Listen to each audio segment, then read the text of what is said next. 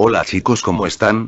Espero que bien. Hoy les traigo la segunda parte de las leyendas más famosas de mi México lindo y querido. Antes de empezar quisiera mandarle un saludo a un buen amigo llamado Marco Polo, gracias por inspirarme XD, sin nada más que decir comencemos. En la carretera rumorosa que va de Tijuana a Mexicali, un hombre que conducía un tráiler recibió la mejor llamada de su vida, pues su hijo estaba por nacer. Él apresuró su paso para estar con su esposa en el parto y poder darle la bienvenida a su bebé. Lamentablemente la vida tenía otros planes para él.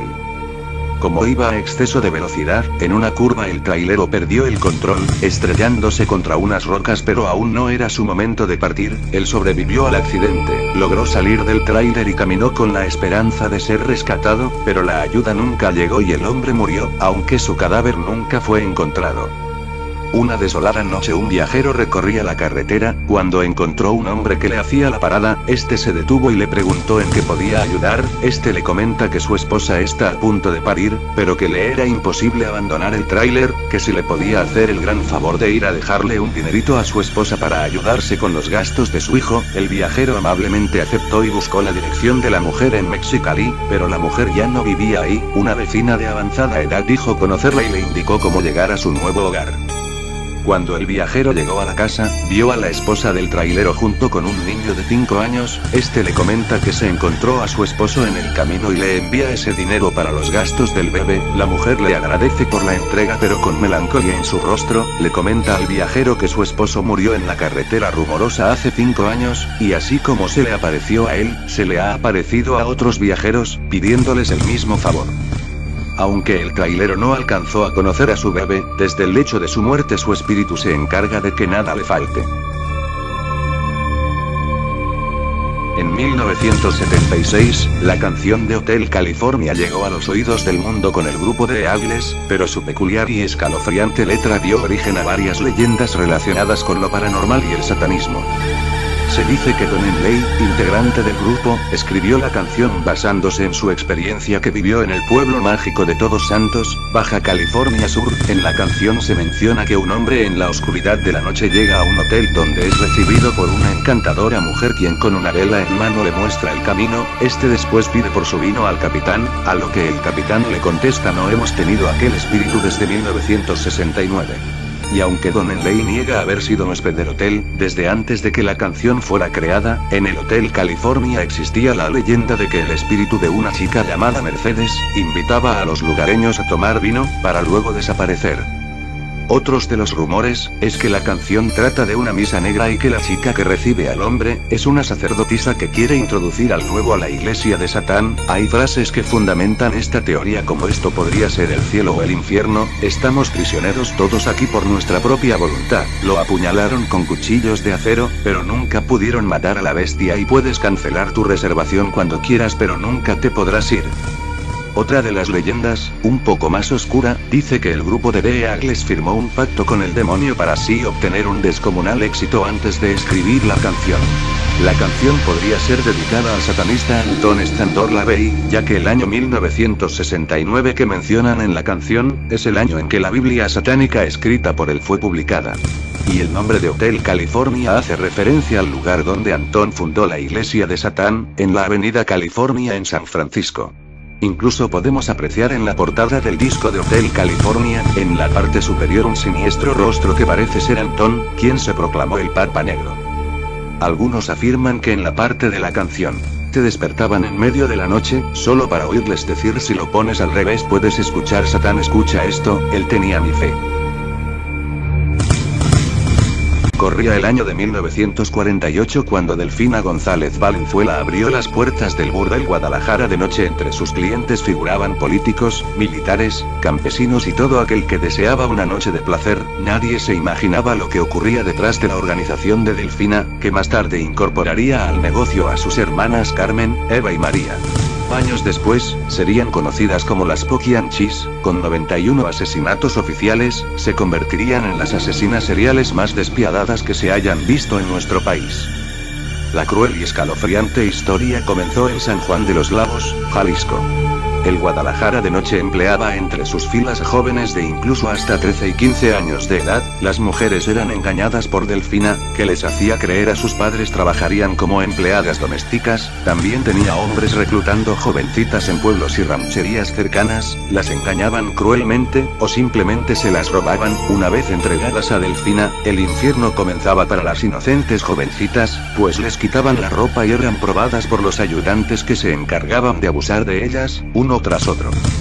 Al poco tiempo abrieron las puertas de su segundo burdel llamado con el mismo nombre Guadalajara de noche en San Francisco del Rincón. Las hermanas de Delfina eran las encargadas de la administración del dinero y del suministro de la comida. Se cuenta que las jóvenes eran alimentadas con 5 tortillas y un plato de frijoles al día. Los negocios de prostitución iban viento en popa, y entonces encontraron un local en León, Guanajuato, conocido como el Poquianchis, al cual le cambiaron nombre a la Barca de Oro, pero la gente continuaba llamándolo Poquianchis, mismo sobrenombre por el que serían conocidas las hermanas entre la sociedad. En el año de 1962 los burdeles y cantinas de León fueron prohibidos por el gobierno en Guanajuato, así que las Poquianchis solo se quedarían con el burdel, el Guadalajara de noche, ofreciendo a militares servicios gratis a cambio de protección para el burdel. La aterradora historia cuenta que la madre de las Poquianchis era una católica obsesionada con la religión, misma que le inculcó a sus hijas, pero según la creencia de Delfina la prostitución no era un pecado, siempre y cuando se respetaran ciertas reglas, mismas que no podían romper ninguna de sus jóvenes trabajadoras. En caso de romperlas, eran salvajemente torturadas, y si alguna chica protestaba, intentaba escapar, o no querían acceder a alguna de las peticiones de sus clientes, eran arrastradas de los cabellos para después ser asesinadas a golpes por los hombres de Delfina. Las Poquianchis nunca asesinaban directamente a sus trabajadoras, pues era considerado para ellas pecado.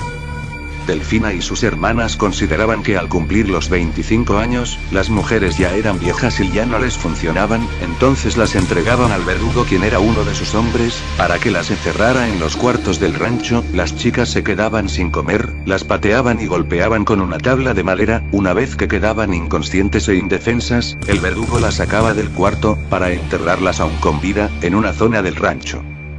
También si alguna de las chicas se embarazaba, las obligaban a abortar. Se presume que los fetos eran metidos en botellas, para después desaparecerlos.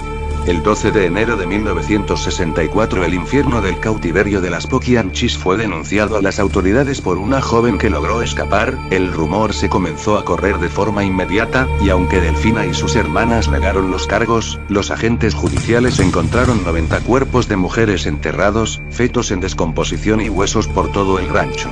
Esta vez no hubo nada que pudiera ayudar a las Poquianchis, quienes fueron sentenciadas a 40 años de prisión. El 17 de octubre de 1978 Delfina murió de 56 años a causa de un recipiente de cemento que cayó en su cabeza mientras unos albañiles hacían arreglos en una de las celdas. Carmen falleció en su celda en noviembre de 1984 a causa de un cáncer hepático. María de Jesús salió de la cárcel y nunca se volvió a saber de ella. Eva, quien había dejado el negocio de sus hermanas, fue arrestada en Matamoros, y terminó sus días en un manicomio. Se han dicho muchos rumores acerca del caso de las Poquianchis. Algunos hablan de rituales satánicos, otros que obligaban a sus jovencitas a mantener actos de zoofilia, entre otras cosas. Cuando las personas mueren de una forma inesperada, suelen dejar asuntos pendientes y su alma se queda atrapada en nuestro mundo esperando encontrar aquello que tanto buscan, como es en el caso de los muertos fuereños en Tabasco. A mitad del siglo pasado, en el estado de Tabasco comenzaron a enterrar los cadáveres de personas de fueras que viajaban por la carretera y no eran reclamados. Todos esos cuerpos iban a parar al panteón de Sabina. Desde su sepulto, apariciones fantasmales empezaron a ocurrir en la carretera donde todas esas personas habían muerto. En una ocasión, un trailero que viajaba a altas horas de la noche vio un hombre que le estaba haciendo la parada, a lo cual el trailero accedió. Después de una larga plática, el misterioso hombre se fue a dormir a la parte trasera del tráiler. Al paso del tiempo, el trailero vio por el retrovisor que aquel hombre que dormía, ya no estaba dentro del tráiler, sino afuera parado en medio de la carretera, mientras desaparecía entre la neblina. y así como este trailero, muchas otras personas que pasan por la carretera durante la noche, son testigos de ver aquellas almas en pena haciendo la parada. Lo que varía es el tipo de favores que ellos te piden. Algunos piden un aventón rumbo a sus tierras de origen, aunque nunca logran llegar a su destino, pues desaparecen durante el camino, y otros de los fantasmas solo mandan mensajes a sus familias, informándoles lo que les sucedió y el cementerio donde reposan sus restos. Hace muchos años en Cómbala, Colima, existió una hermosa joven de nombre María. Ella era una mujer dedicada totalmente a su hogar y a atender a su amado esposo, quien trabajaba en el campo, y aunque ella era muy bondadosa, los celos que ella sentía por su hombre no tenían límites, tanto que estuvo dispuesta a encontrarse con el mismo diablo. En una ocasión el matrimonio había sido invitado a una fiesta de los dueños de la hacienda donde ellos tenían su casita, pero consideraron que no ir era la mejor opción, pues la mayoría de los asistentes eran personas económicamente pudientes, así que el esposo fue a disculparse por su inasistencia, pero pasaban las horas y aquel hombre no volvía. María estaba perdiendo la cabeza, no dejaba de imaginar que su hombre podía estar en los brazos de otra mujer, estaba tan perdida que al pasar las 5 horas, María invocó al Señor de las Tinieblas. Cuando el diablo visitó a María, ella le ofreció su alma a cambio de que su esposo volviera a casa, a lo que el diablo aceptó gustoso, llevándose a María para después matarla y enterrarla en una fosa junto a la laguna. Cuando el esposo llegó a su casa y se percató que María había desaparecido, pidió ayuda al sacerdote y sus vecinos para emprender la búsqueda de su esposa María. Cuando la gente buscaba alrededor de la laguna, vieron un extraño sepulcro, del cual de pronto el cuerpo sin vida de María flotó y se dirigió al centro de la laguna para finalmente caer al agua, donde se hundió para nunca más ser encontrada. Se dice que bajo la influencia del diablo la laguna fue llamada la María. En la actualidad tanto el cadáver de María como su alma habitan en la laguna, donde en noches de luna llena se puede ver que entre la brisa se aparece una triste mujer flotando sobre el agua. No hace mucho tiempo existió en Mérida, Yucatán, la clínica peninsular, lugar donde se practicaban abortos. Los rumores dicen que al menos 500 bebés fueron privados de nacer y alrededor de 30 mujeres murieron en el procedimiento. Fue tanta la polémica de lo que se practicaba en este lugar, que grupos que están en contra del aborto lograron que se clausurara el sanatorio, y aunque el lugar quedó totalmente desolado, almas en pena lo siguen habitando. Vecinos y policías que pasan por el sanatorio, dicen escuchar llantos de bebés y prolongados gritos de mujeres por las noches. En una ocasión, después de que policías que inspeccionaban el hospital escucharan los fantasmales lamentos de aquellas atormentadas almas, las luces se apagaron y las puertas se cerraron, mientras las manifestaciones paranormales cada vez eran más fuertes. Imposibilitados de escapar por sus propios medios, sus compañeros tuvieron que ir tras su rescate después de ellos pudieran auxilio por radio. Incluso investigadores de lo paranormal han ido a investigar los fenómenos paranormales que pasan dentro del abandonado y deteriorado lugar, y efectivamente los quejidos e inexplicables ruidos ocurrieron durante la investigación. Una vidente que iba con el equipo pudo hacer contacto con 2 jovencitas que murieron cuando les practicaban un aborto. Ellas mencionaron que sus padres les obligaron a abortar, ahora ellas añoran oraciones para poder encontrar el descanso que no llegan. La vidente también pudo sentir la presencia de demonios que abundaban en el hospital. Ellos eran quienes incentivaban a los doctores a hacer los abortos sin remordimiento. Ella menciona que los doctores al morir regresarán al hospital donde todas almas sedientas de venganza los esperan para hacerlos sufrir. Es bien sabido que todo hospital tiene su enfermera fantasma. Este lugar no es la excepción, pues hay testigos que dicen ver a una enfermera que deambula por los pasillos y cuartos, pues aunque no hay enfermos a quienes curar, hay almas para consolar.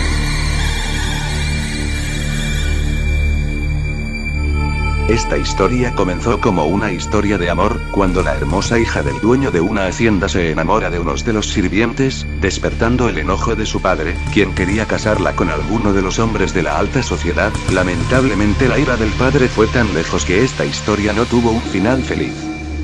Aunque el padre pensaba que no duraría ese noviazgo, era tan fuerte el amor de los jóvenes que decidieron unir sus vidas para siempre. Al llegar el día de su boda, el padre mandó llamar a su hija poco antes de la ceremonia para entregarle su regalo de bodas. Cuando ella vestida de novia entró al cuarto, su padre furiosamente la golpeó hasta dejarla inconsciente para después encerrarla en un angosto cuarto del tamaño de un armario, el cual selló con un muro. La novia quedó encerrada entre paredes sin la posibilidad de moverse, ni que nadie escuchara sus gritos de auxilio, y entre oscuridad, sufrimiento y desesperación ella murió. Muchos años después, cuando la hacienda tuvo nuevo dueño, este mandó derrumbar la vieja construcción. Para su sorpresa se encontró con algo espeluznante y un cadáver vestido de novia atrapado entre las paredes llenas de rasguños. Se dice que al ser la novia encontrada, su espíritu no encontró la paz, pero sí encontró libertad, pues después de eso, muchos han sido los testigos de ver a una mujer vestida de novia quien deambula por el barrio de Ixtapaluca y les hace señas para que la sigan hasta su lecho de muerte. Incluso se menciona que cámaras de seguridad han captado su existencia. En la actualidad ese lugar es un banco que está al lado del Palacio Municipal. Por las desoladas noches en las carreteras de Hidalgo, se aparece un charro vestido de negro que cabalga un caballo del mismo color de sus elegantes prendas. Este personaje no se sabe exactamente qué es, si un alma en pena, un demonio, o incluso el mismo diablo. Para poder ver al charro negro, una persona tiene que caminar a solas durante la carretera a altas horas de la noche. Él muy cordialmente se ofrecerá a cabalgar a su lado mientras la persona llega de donde desea. Si la persona llega a pasar cerca de una iglesia, si comienza a amanecer o si llega a su destino, el charro muy amablemente se despedirá y tomará su propio camino. Y aunque la visita de esta paranormal entidad puede ser muy grata, hay casos en los que las personas no corren la misma suerte, ya que en el transcurso del recorrido, el charro ha llegado a tentar a las personas. A los hombres, el charro les ofrece una bolsa de oro. Si ellos aceptan, sería aceptar la muerte, pues el diablo en ese instante tomaría sus almas. A las mujeres, el charro las seduce para llevarlas en su caballo. Si ellas aceptan, al subir las mujeres, el caballo empezará a correr despavorido para evitar que ellas puedan bajar, y así el charro negro poder llevarlas consigo al más allá. Corría el año de 1983 cuando la bella Evangelina se encontró con la fama al ser coronada reina del carnaval de Veracruz. En aquel entonces nadie se imaginaba la cruel y aterradora historia que estaba por escribirse. Evangelina era una joven de 18 años, rubia de ojos verdes, y poseía una belleza que pronto la llevaría a salir en revistas y periódicos, que incluso la catapultaron al programa con más rating a nivel nacional, Siempre en Domingo, conducido por Raúl Velasco. No había duda, la fama de Evangelina subía como la espuma. Las fiestas de Evangelina con gente de alta sociedad y algunos famosos no eran un secreto, fiestas donde abundaba el alcohol, sexo y drogas, y entonces vendría la caída de la joven reina. Poco a poco comenzó a alejarse más y más de los reflectores hasta pasar al olvido. Tiempo después procrearía 2 hijos con un hombre el cual nunca los reconocería como suyos. Su familia, cansada de sus adicciones, decidió correrla de su casa. Entonces fue cuando Evangelina se mudó al departamento 501, del antiguo edificio de la Lotería Nacional, ubicación que curiosamente fue la misma donde terminó su recorrido como reina del carnaval en su momento de gloria. Se cuenta que Evangelina escondía a sus hijos encerrándolos en su cuarto, mientras ella se drogaba junto a sus amigos. Había veces que los dejaba sin comer por días, también los golpeaba y maltrataba, producto de su adicción a las drogas y problemas económicos, pues su familia le había retirado su apoyo. Entonces fue cuando el día 28 de marzo de 1989, uno de los crímenes más atroces del puerto de Veracruz se escribiría. En un arranque de furia influenciada por el uso de drogas, Evangelina comenzó a golpear a su hijo Jaime de tan solo 3 años y no conforme con eso lo tomó de los pies, y comenzó a azotarlo en repetidas ocasiones contra la pared y el piso, causándole de forma despiadada desangramiento, fractura de cráneo y exposición de masa encefálica. Pero ahí no terminaría su crimen, pues enseguida se fue contra su otro pequeño de apenas 2 años, la ex reina lo golpeó de la misma manera que a su hermanito hasta causarle la muerte. En su afán por desaparecer la evidencia, Evangelina metió los cuerpos de sus hijos al horno de su estufa, para según ella incinerarlos, pero solo consiguió cocinar los cuerpos. Después de su intento fallido por desaparecer los cadáveres de sus hijos, los colocó sobre la mesa, tomó un cuchillo y comenzó a cortarlos de forma despiadada en pedazos, para después enterrarlos en unas macetas que tenía en el balcón, que estaba justo frente a la avenida. Literalmente las personas que pasaban podían observarlos sin tener alguna idea de lo que escondían los maceteros. Sin algún remordimiento o cargo de conciencia, la asesina continuó ofreciendo sus ya conocidas fiestas, y cuando la gente le preguntaba por sus hijos, ella contaba que se habían ido con su padre. Al poco tiempo, su hermano Juan Miguel empezó a sospechar que algo andaba mal, pues la ropa de los niños seguía en el departamento y al no soportar los cuestionamientos, Evangelina terminó por confesar su escalofriante crimen. Su hermano la denunció a las autoridades, que al momento de registrar el departamento encontraron los pedazos de los niños ya en completa descomposición. Evangelina sostuvo la versión de que los niños habían fallecido por desnutrición, y ella por miedo los enterró en aquellos maceteros, pero muy pronto las pruebas periciales se encargarían de desechar su versión. También alegó padecer de trastornos mentales, mismos que serían descartados por el juez que llevó el caso. La ex reina de Veracruz había sido encarcelada, y la noticia corrió rápidamente entre la prensa mexicana, mismos que años anteriores habían admirado su belleza, ahora la destrozaban sin piedad, y vendían ejemplares como pan caliente a los lectores hambrientos de justicia. En la prisión le esperaría un calvario, pues sufría de torturas de forma recurrente por parte de las demás prisioneras que la juzgaban por su brutal crimen. Tiempo después se comenzó a relacionar con criminales poderosos, obteniendo así seguridad dentro del penal, y que acortaran su condena. En ese entonces la cantidad máxima de cárcel eran 20 años. 17 años después del asesinato de sus hijos, Evangelina sería puesta en libertad durante el año del 2006 y la prensa le perdió la huella. A partir de entonces, innumerables escritores y periodistas han hablado del atroz crimen en libros y reportajes. El edificio que fue testigo de aquel asesinato, se convirtió en una propiedad abandonada luego de incendiarse en los años 90. Hoy la leyenda cuenta que los fantasmas de los hermanitos asesinados en el departamento 501, aún se escuchan jugando por las escaleras de la deteriorada propiedad. Es frecuente escuchar los gritos suplicando ayuda de los hijos de la antigua reina del carnaval de Veracruz. Chicos, mil disculpas, pero es que son muchas leyendas de nuestro querido México y no quiero omitir ninguna. Por esta razón subiré una tercera y última parte. La tercera es la vencida. XD se despide su amigo Willy Morales.